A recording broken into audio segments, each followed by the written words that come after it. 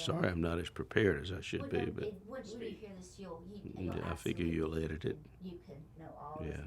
So, well, the first question I like to ask you is, um, Are my hands okay here? Or are you getting them? If not, I should move them, shouldn't I? Are you comfortable? Yeah, but I don't think you want the hands in there, do you? I'm kind of up above the. So if you can't see the hands, Yeah, I'll I keep don't them see there them. because it's yeah, a good feeling. But I don't want them there. If you're just hitting Okay. the headshot, we're okay. do you think the history of South Carolina is unique as it relates to the story of slavery in America? And I say that because the first slaves that went out of the United States were Native Americans with the Spanish in 1596 out of Port Royal and the Beaufort area, and then all the way through to what happened a month ago here in South Carolina. Well, I really believe that all history is local someplace. So it's all unique. But I think there is a special relationship in terms of race, slavery, and our history of race relations that have come out of South Carolina. South Carolina was the leading state in terms of pro-slavery theory development. It led the state in secession. It led the Confederacy out of the Union. The Reconstruction story is an extraordinary story here in South Carolina, and even South Carolina was the first state to challenge the Voting Rights Act in 1965, and now we have come in some ways full circle with the massacre, this heinous crime in which these 9 people at worship were murdered, and the bringing down of the battle flag of Northern Virginia, also the battle flag of the Confederate Army of Tennessee, but basically Robert E. Lee's battle flag from the State House capitals, the State House grounds. Originally that flag was actually put up in 1938 in the House of Representatives, and then it goes up during our Civil War centennial, but directly in response to the Civil Rights Movement as a protest in many ways of civil rights. And so I really am excited that now we're having a dialogue that's long overdue between black and whites. One thing that made a huge difference that we often ignore is that Voting Rights Act that South Carolina challenged. There were no African Americans in the legislature at all, really, after Reconstruction and after the 1895-96 Constitutional Convention in South Carolina. So when those flags went up, when all the monuments pretty much went up on the State House grounds that we have now, no African Americans there at the table.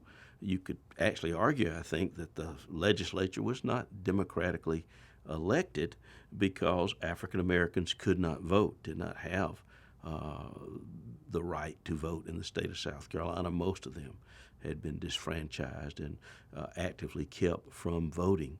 So I think that's important to put in perspective. And because Clementa Pinckney was, in fact, elected to the legislature, knew of the legislature, when this horrible thing happened, it brought people to understand something, how this flag had meant different things to different groups of people. The word grace was used again and again and again. I've never seen anything quite like this. President Obama used it when he spoke of this horrible tragedy. And then when the families of those 9 murdered martyrs said that they forgave this young man and hoped that God would forgive him, the sense of grace that comes out of this religion. And one of the things, I write about Southern identity, and of course race is so central to Southern identity and South Carolina identity. But another thing is religion and faith, both black and white, and how much they share. So if you listen to legislative debates, again and again they spoke about grace, about how much they admired Senator Pinckney, Clementa Pinckney, and this led people to, I think, listen, to understand, and to begin a dialogue. I hope we can continue, because what we memorialize is so important. People don't learn their history from books that I write, like The Age of Lincoln. If they did, my grandchildren would have a lot more college funds. But instead, they learn it from what we tell them is important. that house that's on the corner that we say is a historic house. The courthouse squares, where almost all of them, or most of them, have a Confederate soldier, and nowhere more than our State House grounds, where every single individual that's singled out on the State House ground for a memorial by name either fought for slavery, were large slave owners, that is, people who enslaved a number of people, or who, in fact, advocated white supremacy or later opposed integration. And what we need to have are more monuments, monuments that tell other stories. Those monuments should tell the complete story, that this represents one side of the contributions. Not that these people weren't important in South Carolina, not that they didn't do terrific good things, particularly for white people in the state, but also what it meant to African Americans. Up until 1940, South Carolina was a majority African American state. And there were people who fought against the grain, blacks and whites from South Carolina, who could be memorialized, particularly on the State House grounds, for their contributions for the other way. My favorite is from my hometown, Dr. Benjamin E. Mays. I don't know of a greater person who came out of South Carolina. He was literally considered one of the three greatest theologians of the 19th century. His presidency of Morehouse College, his education that he fostered in terms of African American education, but best known for, of course, being a mentor to Martin Luther King Jr. And many argue that there would not have been a Martin Luther King Jr. if there had not been a Benjamin E. Mays. That's just one of many. You know, South Carolina is really known by historians for two major events. One we see all around us, memorialized. That is the Civil War. Maybe it's a good thing because it ended slavery, but that's not exactly what we're memorializing here. But the other, less known story is Brown v. Board is really a South Carolina story. It is a story of a group of parents, husband and wives, many who lost everything, that risked everything for education for their children. They did not get to be heroes. I mean, they are heroes. It was heroic act, but they're not memorialized. They aren't remembered very much at all. But here at a Clarendon, rural Clarendon, South Carolina, are a group of people who really began. Brown v. Board would have probably been called Briggs v. Elliott, except for the influence of Jimmy Burns, who was governor and had been on the Supreme Court. And was able to pull some strings. I mean, it's theoretical. We don't really have the evidence of why, but I tend to lean that way. And that case, which is the case, Clarendon County, is the case that Thurgood Marshall argued to the Supreme Court. And out of that came not only Brown v. Board that ended segregation, but also came everything we think of, like the Civil Rights Act, the rights for disability, people of disability, the rights for the elderly, for different kinds of people. So that's a really positive contribution of South Carolina. And we could have, I think, memorials to Reverend Delaney, the Briggs, and those that on our State House grounds that tell a different story, that are different models for young people to emulate. You know, I grew up in 96, South Carolina, Ben Mays' hometown. I never heard of Dr. Benjamin E. Mays. It wasn't that people did not want us to hear about him. They did not know. That was one of the horrors of segregation.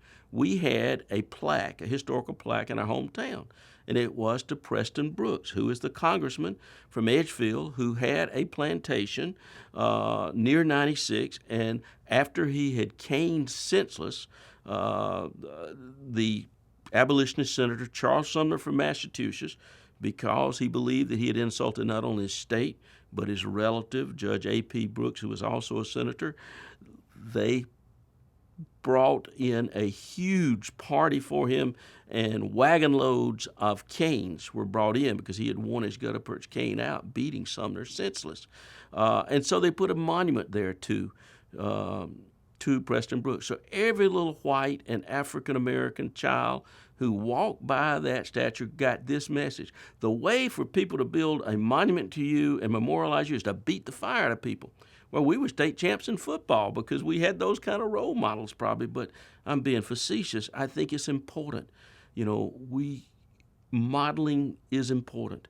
And the models that we are giving for young people to learn, they are important. They may contribute, but there are others who give alternative, such as Dr. Mays, who was a great apostle of peace and literally understood the humanity of his oppressors. That's way off from what you were doing. Well, no, but you hit. I thought you on can Preston. edit out what you Well, want. yeah, but you went on.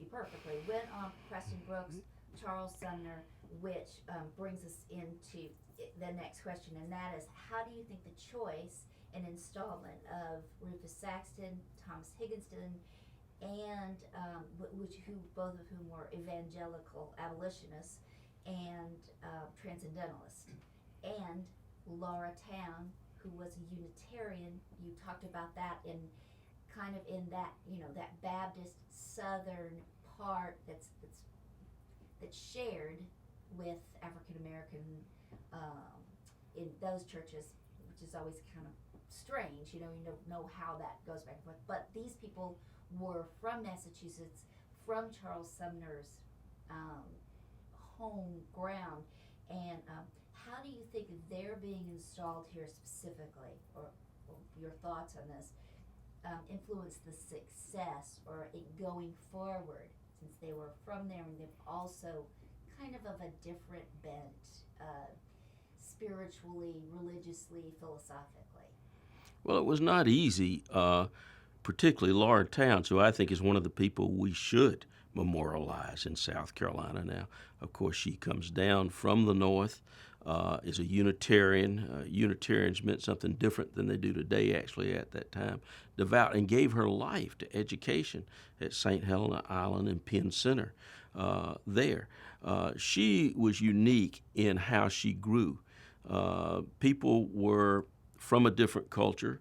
They were surprised and did not understand, particularly didn't understand the language of what we call Gullah today.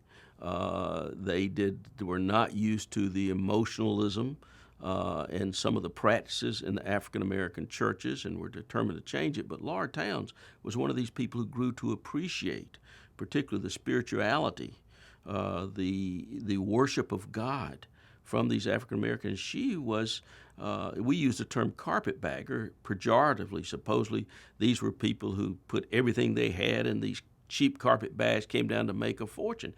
Laura Towns and many other people, Charlotte Fortin, an African American woman, they gave their whole life of commitment through religious motivation to make a better world, to do something about racial, to reach out to these folks who had been enslaved, who had been denied education. Since 1740, South Carolina had a law that African Americans couldn't be taught to read and write. Now, some learned anyway, but it was a law they couldn't. It was very dangerous what might happen to you if you were caught and able to read and write. And yet, these people made extraordinary contributions.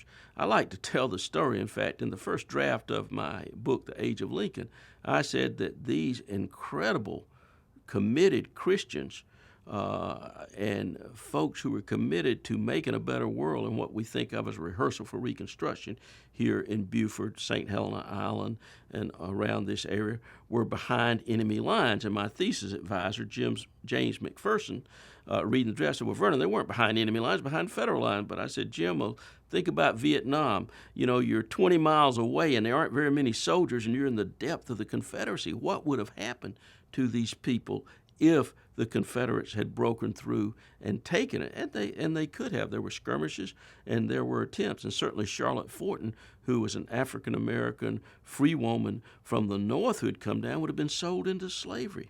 These people put their lives on the line and risked everything for what they thought was a better world. It was an extraordinary idealism that is hard to imagine today. And there were two things came out of the Civil War. There was a hatred that developed, but there was also a strain of extraordinary idealism that we see among blacks and whites, both in the North and in the South.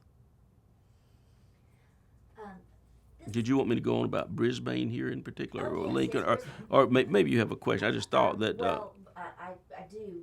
if you get there, otherwise I could. Okay, I was going to kind of go back into, because